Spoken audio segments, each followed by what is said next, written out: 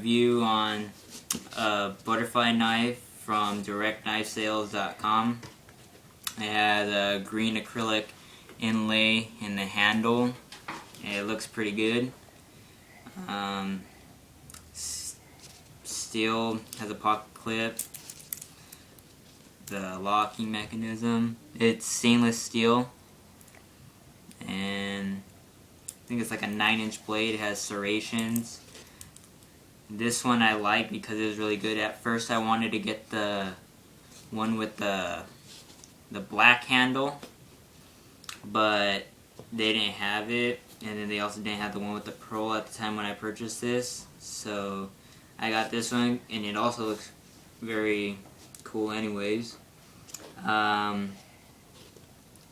now, since they updated their site, they have black ones, pearl handle, wood in the handle, a whole bunch of different kinds. So yeah, it's pretty good to play with. Just make sure you don't cut yourself. I fucked up right there, but yeah, it works. So yeah, overall it's a good knife. It's sturdy,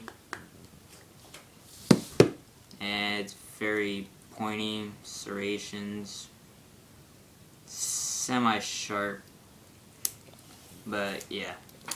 Like, subscribe,